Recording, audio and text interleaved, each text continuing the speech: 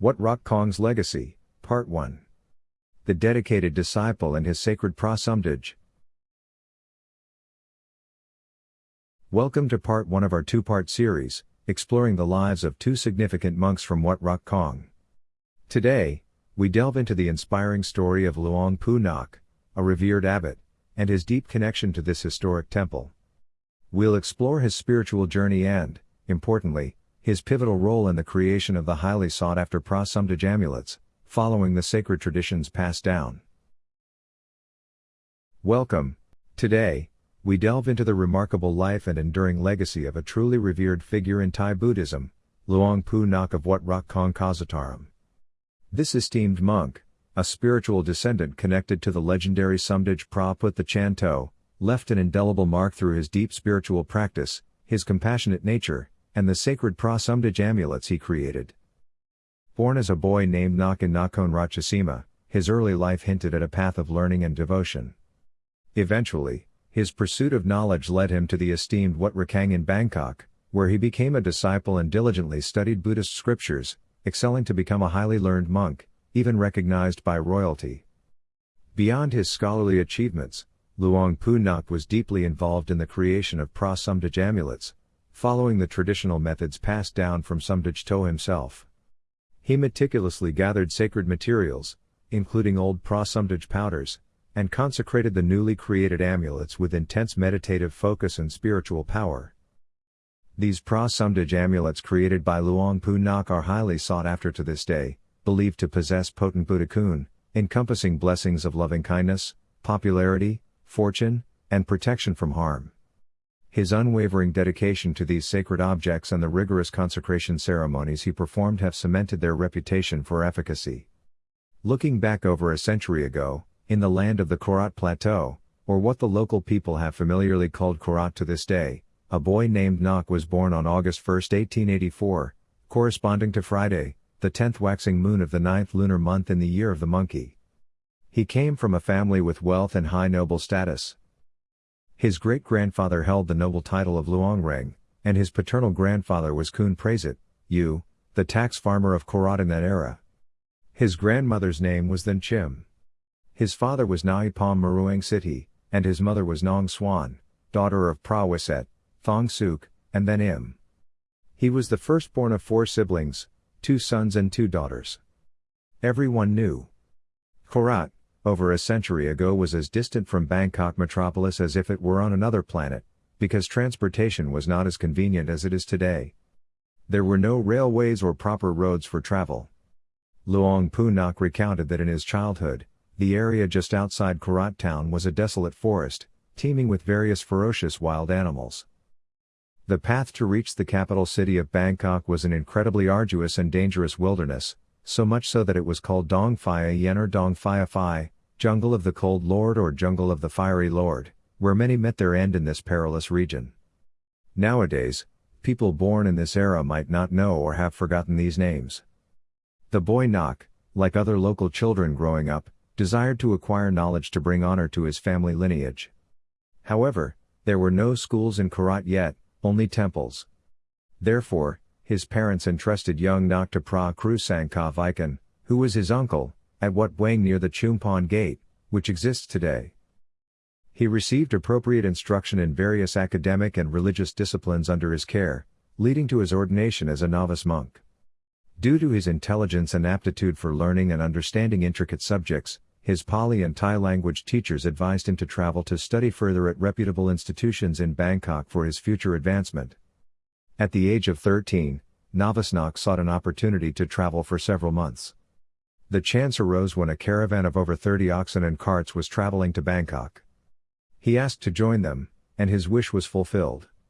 He recounted that during the many days of travel, as they approached Saraburi, he saw a large number of coolies, laborers, working on clearing the way for railway construction. Upon reaching Saraburi, he felt quite unwell and asked to part ways with the caravan. He sought refuge as a disciple of a monk at Wat Thong Pum Puang in Sao Hai district, where his kind uncle, Luang Knighted, the district officer of Sao Hai, provided support. He stayed at this temple for several months, diligently continuing his studies. However, he did not abandon his intention to study the Buddhist scriptures in Bangkok in the future. Later, he traveled to Bangkok as he had intended. His relatives in Bangkok introduced him, while still a novice, to Phra Archen Luim, a junior monk of Wat Rakhang Kasataram. His kuti, monk's dwelling, was located in front of the temple near the mouth of the canal, which is now the site of Satri Wat Rakhang School, a girls' school. Phra Archen Luim was an ancient and truly devout monk who strictly adhered to the teachings of Buddhism. He had many disciples and taught vipassana meditation.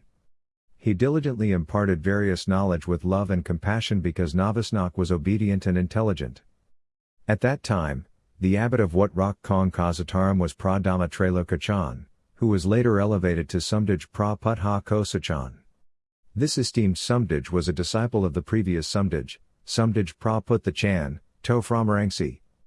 Phra Dhamma Trailokachan, carefully observing the potential and character of the novice, foresaw his future prominence. He therefore took him under his patronage and taught him both Thai and Pali languages in his tutelage. The prosperity of the city at that time was just beginning across the Chao Phraya River. Wat Rakhang was considered one of the temples closest to the capital's city walls, or as they called it, closest to the noon cannon. A vast and open area, with nearby gardens and rice fields surrounding it, made Wat Rakhang a place of peace and solitude ideal for monks' monastic practices. He recounted that his Pali language teacher, Archen Nguyen, who was originally from Wat Mahathat, had crossed the river to teach Pali at Wat Rakhang and was one of his teachers as well. When novice Nak reached the full age of 15, he took the Parian Dhamma, Buddhist Scriptural Studies, Grade 3 examination for the first time in the presence of a monastic committee composed entirely of senior monks holding high ecclesiastical ranks.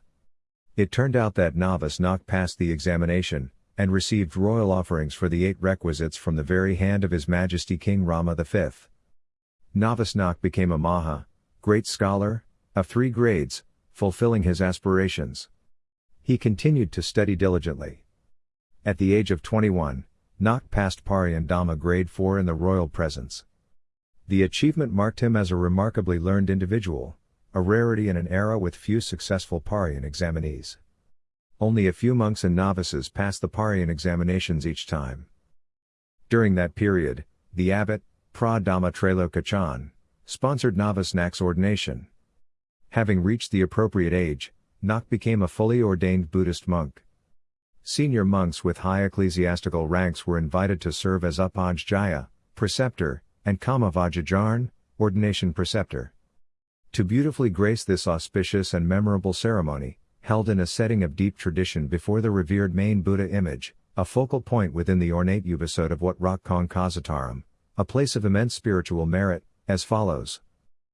The highly respected Sangharaja Somdej Phra Putha Kosachan, of Wat Arun Rat Cha Wararam served as the Upajjhaya, the Venerable Sangharaja Somdej Phra Wainarat, Dit, of Wat Mahathat Uarat Rangsarat served as the important Kamavajajarn, the notable Phra Dhamma Kasakan, Fei, of Wat Suthat Tep Wararam participated, and Phra Dhamma Trailokachan, the Honorable Jaran Isa Rangkun, graciously served as the Anusashana, instructor, for the ordination ceremony. Phra Maha Nak, also known as Maha Nak by the villagers, passed the Parian Dhamma Grade 5 exam soon after receiving full ordination, and his Upajjhaya gave him the monastic name Sophano Bhikkhu. Despite studying up to Grade 6 at the time, Phra Maha Nak did not take any more Parian Dhamma exams after that. As a devoted attendant to Somdej Phra Putha Kosachan, his workload at the temple grew more and more demanding. In 1921, then Sophano Bhikkhu, Maha Nak, was given the ecclesiastical title Phra Dham Mikiti. Following the death of Somdej Phra Putha Kosachan, he was appointed acting abbot and later abbot of Wat Rakhang Kasataram from 1924 to 1925. He received the title Phra Ratchamali in 1932 and was elevated to Phra Tep Siddhi Nayak in 1957. He actively practiced vipassana meditation for around 10 years, while studying the advanced Buddhist texts of Parian Dhamma Grades 4 and 5 under the guidance of masters at Wat Arun Rat Cha Wararam, Wat King, and Wat Flap, Jaran Fat. He was able to build a foundation for advanced meditation focus and mental energy projection as a result. He later began instructing vipassana meditation in the sermon hall of Wat Rakhang Kasataram. According to one account, A student of Vipassana meditation sat in a contemplative trance and mentally projected their awareness to see paradise and hell. They traveled to different locations for 2 days without regaining consciousness, staying in that meditative state despite the passing of time. Phra Siddhi Nayak, in his capacity as the director of the training, sat in meditation and projected his mental energy to follow the consciousness of this meditator. He found it in the cemetery of Wat Rakhang, apparently enjoying the experience. He then sent a mental warning to that consciousness to return to its body because 2 to 3 days had passed, and further delay would make it impossible to return, potentially causing the body to decay. The consciousness of that man then regained awareness and returned to his body, which was still in meditation in the sermon hall of Wat Rakhang Kasataram. Furthermore, it was once reported that his lay supporter in Nakhon Ratchasima province was ill without informing him, suffering in silence, yet he was able to know and bring medicine to provide the correct initial treatment, because he used the power of his mental energy through Vipassana. Thus, the cultivation of mental focus that generates psychic power was the reason why the venerable monk conceived the idea of creating Phra Somdej amulets in the year 1941, based on the ancient texts of Somdej Phra Put the Chan, To Prama Rangsi. This was during the time of the Greater East Asia War, with the intention of distributing them to soldiers to carry into battle as encouragement and to boost their morale. When Nak Sofano was approaching the age of 70, everyone called him Luang Pu Nak.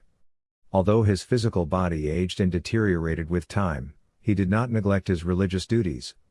He served as the Upajjhaya for countless good men from all social classes. He was a creator of good deeds, possessing immense loving-kindness and a supreme aspiration for his disciples and the general public. He did not accumulate any personal wealth. Until his passing on Friday, January 15, 1971, at 4:45 a.m. at Sairaraj Hospital in Thonburi Province, he departed peacefully without any distress due to old age. May his spirit attain the celestial realms of heaven. Only his noble virtues remain, a legacy of goodness that goes beyond words.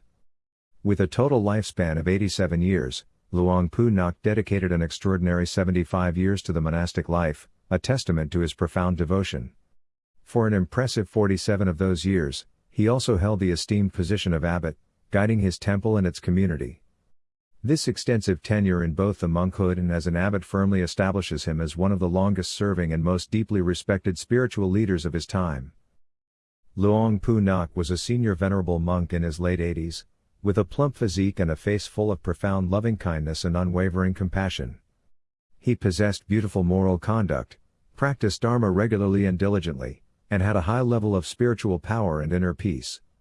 Somdej Phra Put the Ko Sachan, Jaran, who succeeded Somdej Phra Put the Batpalan as abbot of Wat Rakhang, was a pivotal person in the establishment of Luang Pu Nak and the lineage of Phra Somdej. Notably, Jaran was Somdej Put the Chan To's last direct disciple in his later years. Having learned the complicated process of creating sacred powders firsthand from Somdej To. For the first Phra Somdej amulets, Jaran was key in making the 5 sacred powders. As the esteemed teacher of Luang Pu Nak, he taught the entire authentic process of creating these potent powders. Consequently, Luang Pu Nak's Phra Somdej amulets corresponded exactly to the original, effective recipe used for the first Phra Somdej Wat Rakhang amulets. As a result, many believed Luang Pu Nak had divine power. Luang Pu Nak's consecrated Phra Somdej amulets were so sought after. Then Zhao Kun Yai, also known as Luang Pu Nak, frequently created Phra Somdej amulets for devotees' demands and pleas. However, this was carried out informally, based on the convenience and preparedness of participants, including novice monks and temple youths. Then, the novice monks and temple boys would help to press the amulets on the floor. Luang Pu Nak's Phra Somdej involved using plaster powder as a base, mixed with old amulet powders from previous batches, passed down in tradition, where new water was added to the holy water that had been there since the time of Somdej Phra Put the Chan To. Additional sacred materials like incense ash, moss powder from temple structures, and ground-up worship flowers used for worshipping the main Buddha image in the temple, dried and ground into powder, were used. Cooked leftover rice and bananas were part of the mixture. Following the ancient recipes of Wat Rakhang, we would press the powders into amulet molds. Olar, a senior temple boy, supervised the process under the guidance of senior monks. The amulets pressed were Phra Somdej, known as Phra Somdej Wat Rakhang. Luang Pu Nak's edition featured a variety of molds. After pressing a certain number of amulets, the senior monk would take the trays upstairs for consecration. Thereafter, the process of consecration would follow, according to the tradition and methods of Wat Rakhang that had been passed down since the time of Somdej Phra Put the Chan. Continuing the tradition from Somdej To's time, Luang Pu Nak would invite monks from his monastic group to chant the Parita, protective Buddhist verses, and the Chinaban Chan Kata to further consecrate the amulets. Occasionally, on major Buddhist holy days such as the full moon day, 15th waxing moon, and the end of Buddhist Lent, Mahapavarana, Luang Pu Nak would have the boxes of Phra Somdej amulets brought into the temple, with a sacred thread connecting from the main Buddha image to the amulet boxes in the prayer room. Every day, Luang Pu Nak would recite the Chinaban Chan Kata, a revered Buddhist incantation, after concluding his prayers and chanting. Following the customary procedures for consecration of Phra Somdej amulets, he would then concentrate his mental energies and formulate spiritual goals. On Buddhist holy days, he would deeply meditate and project mental energy for extended periods of time. He would prolong the meditation period significantly further if it took place during the Buddhist Lent, Khao Phansa. Luang Pu Nak occasionally had the amulet boxes brought into the temple for special blessings, so they could receive added power during an ordination ceremony. It was significant because during the monastic initiation rite, the recitation of the formal act of ordination, Yati Kat Tut the Kama, empowered and transformed the amulets into sacred objects. The purpose of the genuine Phra Somdej amulets made was to raise money for Wat Rakhang's development and renovation, which had been steadily deteriorating for a long time. The religious structures within the temple were visibly dilapidated. Waiting for funds from Katina robe offering ceremonies would have resulted in the complete ruin of these sacred places. For this reason, Luang Pu Nak conceived the idea of making Phra Somdej amulets as a gift for those who made merit to the temple. People brought amulets into the temple on major Buddhist days and during ordination ceremonies, believing that the ordination chanting would further empower them. Luang Pu Nak's Phra Somdej were renowned for sacred power and efficacy, becoming more valuable after his passing. The purpose was to fund the temple's renovation, with the disciples of Luang Pu Nak distributing the amulets to donors. Amulets were often brought back into the temple during Mahapavarana, likely to benefit from the Sangha's collective spiritual power. Consequently, these traditionally prepared and consecrated Phra Somdej amulets were believed to possess Buddhist virtues, sacred power, and protection, bringing auspiciousness to those with faith. We've reached the end of this video, but the story continues in part 2. In part 2, we'll turn our attention to another significant figure from Wat Rakhang, Luang Pu Hin, and delve into his unique story and contributions to the temple's rich history.